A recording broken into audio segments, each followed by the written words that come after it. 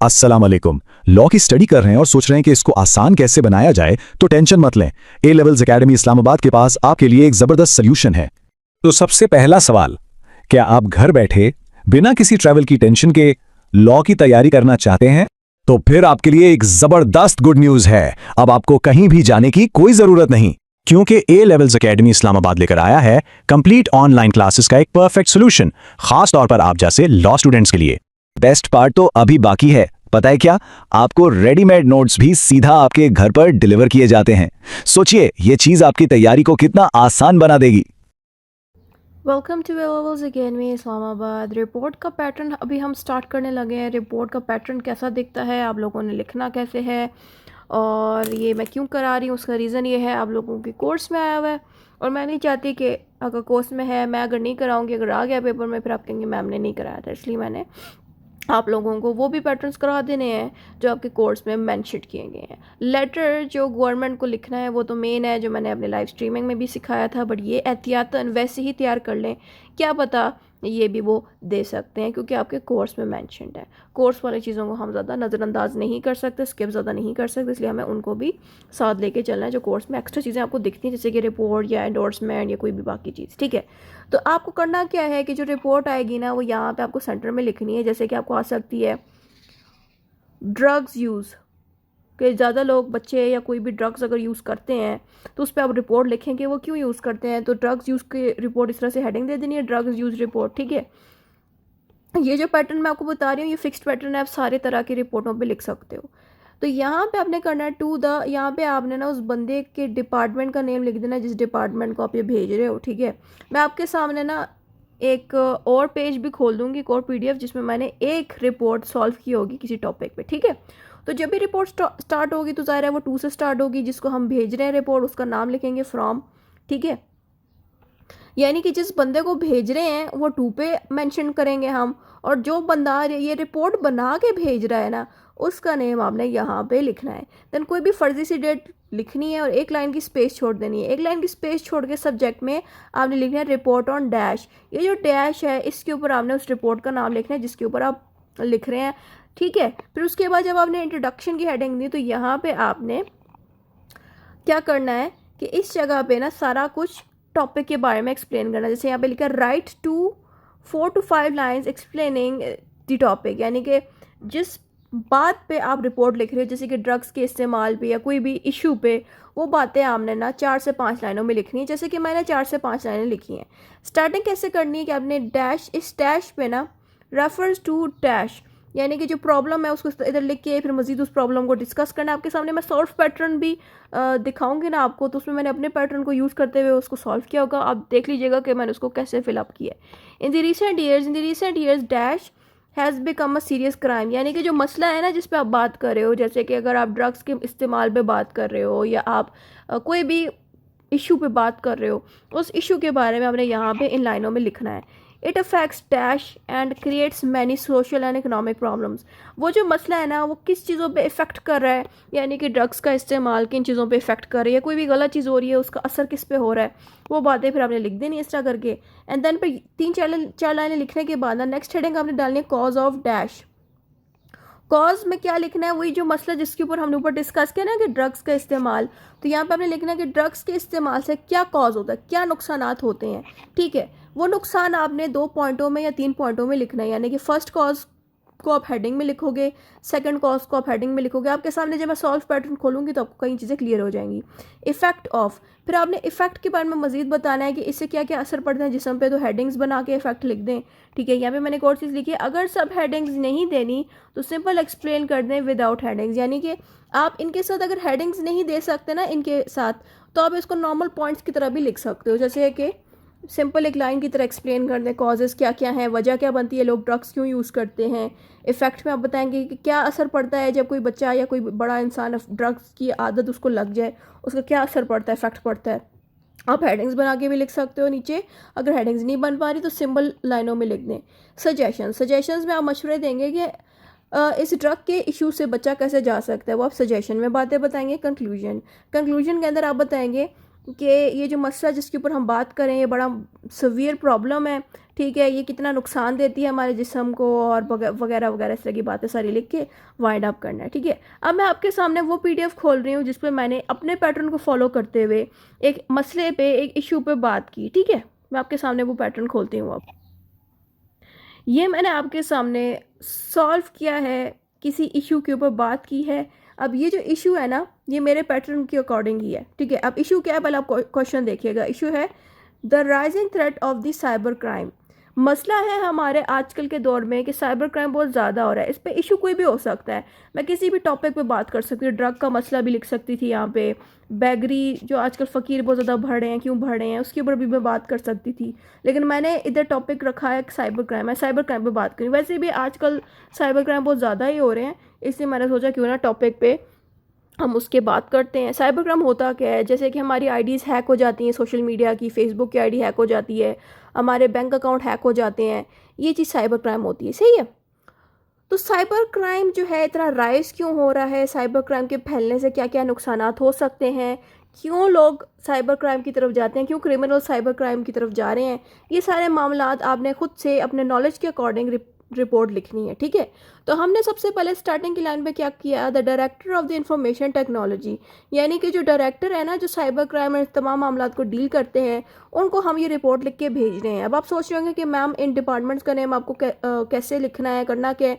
ये आपने बस अपने नॉलेज के अकॉर्डिंग आप लिख देना किसी भी डिपार्टमेंट का नेम। ठीक है, अगर किसी फिक्स डिपार्टमेंट का नेम नहीं मिल रहा तो आप सिंपल लिख दें द डायरेक्टर लिख देना, बस इतना भी काफ़ी है। अगर आगे सही से नहीं समझ लगी तो डायरेक्टर लिख लेंगे। अगर समझ लग रही है कि साइबर क्राइम में कंप्यूटर रिलेटेड चीज़ हो रही है तो इन्फॉर्मेशन टेक्नोलॉजी का नाम ले दें। ICT का जो सब्जेक्ट आपने पढ़ा है ना, इन्फॉर्मेशन टेक्नोलॉजी, वही नाम यहाँ पे इन्होंने लिखा है। ठीक है, ICT।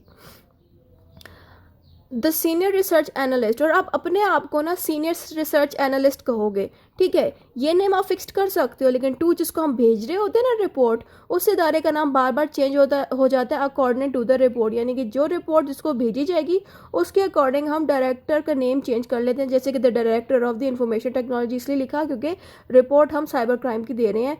ठीक है, लेकिन जो फ्रॉम है ना वो आप फिक्स्ड रख सकते हो द सीनियर रिसर्च एनालिस्ट का। ठीक है, ये सब करने के बाद ना आपने फर्जी सी डेट दे दी। डेट देने के बाद आपने सब्जेक्ट में लिखा report on the impact and prevention of the cyber crime. इसी तरह से यानी कि जो बातें ऊपर लिखी है वो उठा के यहाँ पे नीचे लिख दें। ठीक है, ये करने के बाद इंट्रोडक्शन से स्टार्टिंग लेनी है आपने, जैसे कि मैंने इंट्रोडक्शन लिखा था। ठीक है, आपके सामने मैं थोड़ा थोड़ा क्लोजअप करके पढ़ती जाती हूँ कि मैंने किस तरह से अपनी रिपोर्ट को लिखा था। इंट्रोडक्शन के आपने हेडिंग जब दे दी, आपने फिर लिखना है cyber crime refers to the illegal activity conducted by the internet. यहाँ पे वाई को आप बाय भी लिख सकते हैं। मैं ज़रा पेन छोटा कर दूँ, समझ लग रही है आप लोगों को बात कि यहाँ पे बताया जा रहा है कि साइबर क्राइम्स, अच्छा क्राइम होता है गलत काम करना। साइबर का वर्ड अगर क्राइम के साथ लग जाए इट मीन्स कि वो गलत काम इंटरनेट के ऊपर हो रहे हैं, कंप्यूटर के ऊपर हो रहे हैं, मोबाइल्स के अंदर हो रहे हैं। सही है, तो अगर क्राइम के साथ साइबर आ जाए इट मीन्स कि वो डिजिटल क्राइम है, कंप्यूटर में इंटरनेट पे होता है वो। सही है, कैसे होता है कि इंटरनेट पे इस तरह के क्रिमिनल्स बैठे होते हैं, आप लोगों को लूटते हैं, आप लोगों को अपने जाल में फंसाते हैं कि आप लोग इस तरह से वो आपको जालों में फंसाते हैं। कहते हैं कि फ़लाँ ऑफ़र आपको देते हैं कि इस पर आप क्लिक करो तो आपको इतने पैसे मिल जाएंगे घर बैठे बैठे। तो इस तरह से फिर वो आप लोगों को फंसाते हैं गलत चीज़ों पे।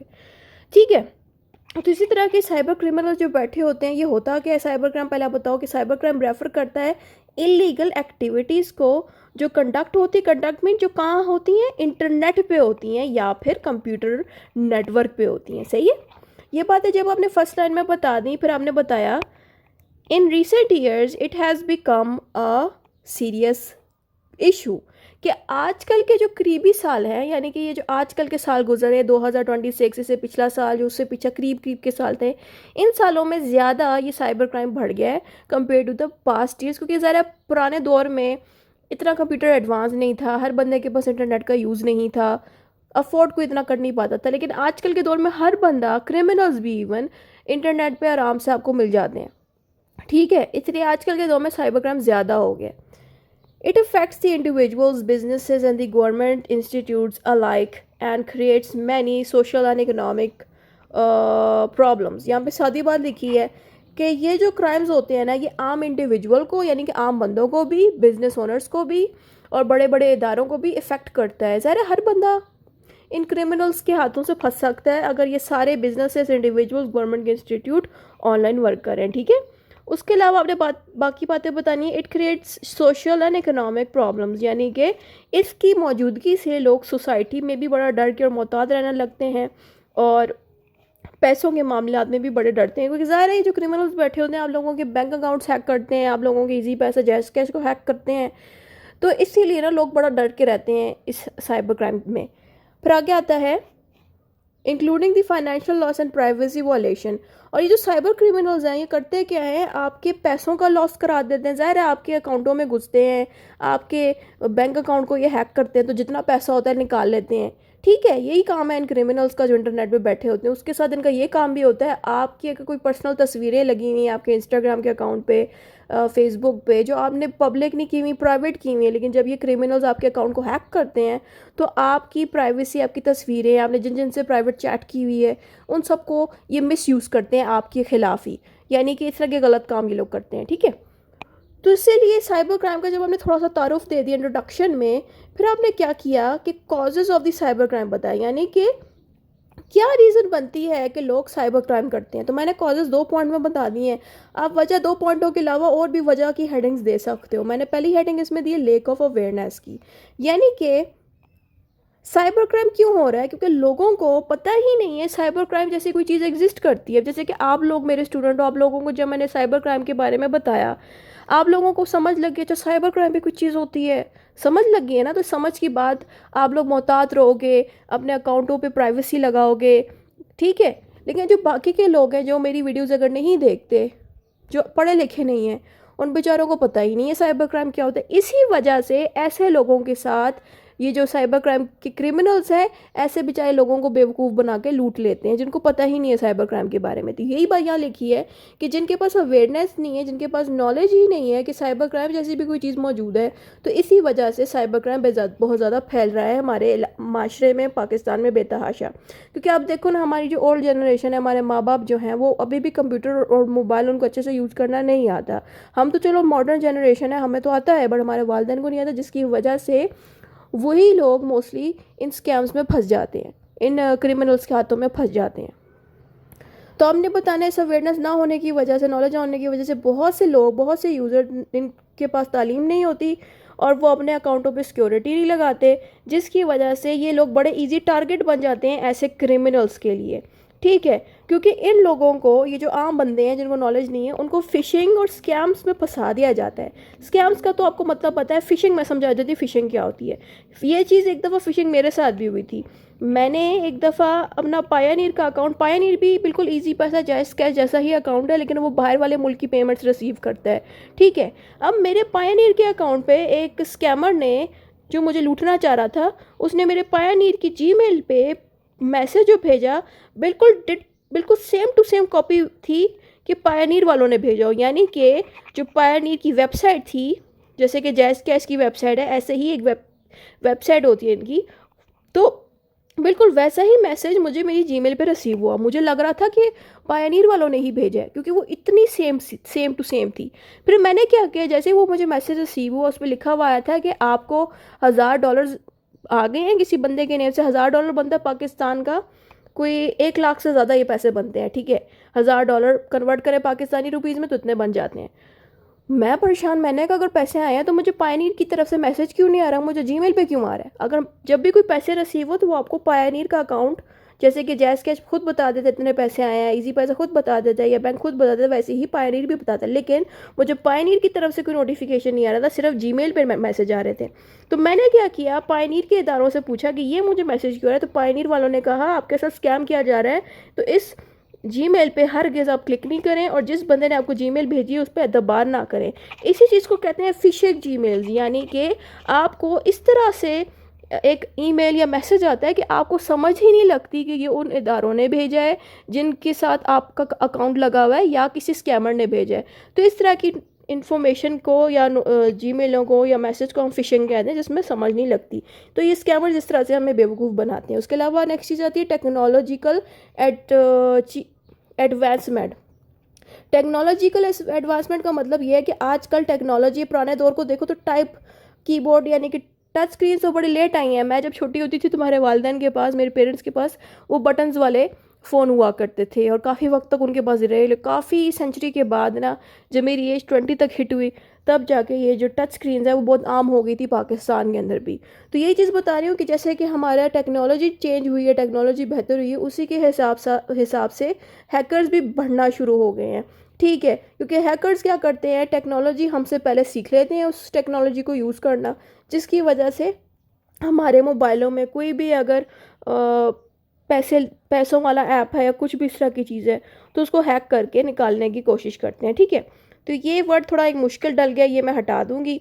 इसमें साथ सी बात लिखी कि जो हैकर है ना, वो इन टेक्नोलॉजीज और मोबाइल पे एक्सेस हासिल कर लेते हैं किसी तरह से और हमारी सिक्योरिटी को बाईपास करते हैं। बाईपास मींस खुद से हमारे अकाउंट में घुसने की कोशिश करते हैं। अगर आपने जैस के ऐसी पैसा यूज़ किया है तो उस पर हम पासवर्ड लगाते होते हैं जब भी हम खोलते हैं उसको, या अगर आप अपने मोबाइल को देखो, आपने अपने मोबाइल में भी पासवर्ड लगाया होगा ना, तो आप खुद खोल सकते हो क्योंकि पासवर्ड आपको पता है। तो जब उस वर्ड के साथ बाईपास आ जाए, इट मीन्स कि वो बंदा हैकर आपके अकाउंट पे और आपके मोबाइल को पासवर्ड के बगैर ही खोल लेता है। उसके पास कोई ना कोई ऐसी ट्रिक होती है, कुछ ना कुछ उसको आता होता है कि वो पासवर्ड वगैरह के साथ छेड़छाड़ी करके आपके घुस जाते हैं अकाउंटों में और आपके मोबाइलों में। तो इस तरह से ये बात यहाँ पे लिखी है। तो इस चीज़ की नॉलेज नहीं होती ना इंसानों को, इसलिए वो बेतहाशा लोग साइबर क्राइम के मामलात में फंस जाते हैं, क्रिमिनल्स के हाथों से फंस जाते हैं। नेक्स्ट हेडिंग आपने देनी है effect of the cyber crime. आपने बताना है कि साइबर क्राइम के आने से क्या असर पड़ता है हमारे माशरे पे। फाइनेंशियल हार्डशिप, बहुत से विक्टिम्स जिनके पैसे जो है ये लूट लेते हैं साइबर क्राइम वाले, तो ज़ाहिर है जिन बंदों ने मेहनत से ये पैसे कमाए होंगे, उनकी बैंक में और जैस कैश में या कहीं पे भी पैसे पड़े होंगे, ये 2 सेकंड लगाते हैं साइबर क्राइम के क्रिमिनल, सेकंड लगा के आपके पैसे लूट लेते हैं, पता भी नहीं चलता हमें। तो ज़ाहिर है इससे फाइनेंशियल लॉस हमें होता है। यही बात मैंने यहाँ पे लिखी। अगली चीज़ आती है साइकोलॉजिकल स्ट्रेस। साइकोलॉजिकल स्ट्रेस का मतलब ये है, एक तो पैसे ले लिए, उससे भी साइकोलॉजिकल स्ट्रेस पड़ा, ज़ाहिर है पैसे आपके गुम गए हैं तो दैन पे असर पड़ता है। लेकिन उसके साथ साथ जो औरतें हैं, सपोज उनकी अगर कोई तस्वीर इंटरनेट पे लगी है, उसने दोस्तों के साथ वो लगाई है तस्वीर, ठीक है, साइबर क्राइम वाले क्रिमिनल्स क्या करते हैं, आपके अकाउंटों में घुस जाते हैं। अच्छा, वो ऐसे ही नहीं घुसते आपके अकाउंटों में, पता है कैसे घुसते हैं आपके अकाउंट्स में? जो लोग किसी लिंक्स पे क्लिक करें, ऐसे लिंक्स जिस पे आपको ट्रस्ट ना हो। अब मैं भी अपने स्टूडेंट्स को जब लिंक्स भेजती हूँ कोई भी, कि आप अपनी जीमेल से मेरे गूगल क्लासरूम पे पार्टिसिपेट करो, वो लिंक ऑफिशियल होता है। मैंने बाकायदा उस लिंक पे खुद की पर्सनल अकाउंट से भी क्लिक किया होता है, मेरे अकाउंटों से कोई प्रॉब्लम नहीं आती। तो इसलिए मैं स्टूडेंट्स को भी वही लिंक्स पे क्लिक करवाती हूँ जो कि जेन्युइन हो, साफ़ सुथरे हो।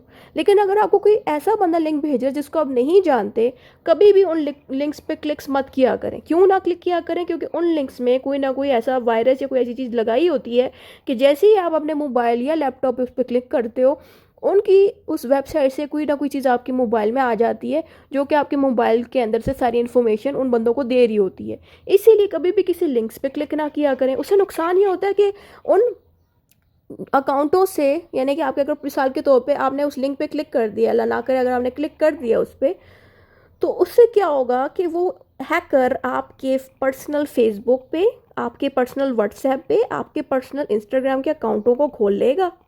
खोलने के बाद आप ही की तस्वीरें लेके आप ही को ब्लैकमेल कर सकते हो। और ऐसा होता भी रहा, बहुत से ऐसे केसेस नेट पे आपको मिल जाएंगे जिस पे हैकर्स ने लोगों की पर्सनल आइडेंटिटी ली और उनको जो है ब्लैकमेल भी किया। और साथ में पता है ये हैकर्स क्या करते हैं, आप ही की तस्वीरें यूज़ करके दूसरों को बेवकूफ़ भी बनाते हैं। ये कह के कि मैं तो यही हूँ, यानी कि आप ही की तस्वीर उठा के अपने प्रोफाइल पे लगा लेते हैं, अपनी फ़ोटो पे लगा लेते हैं और फिर मैसेजेस लोगों को कर रहे होते हैं।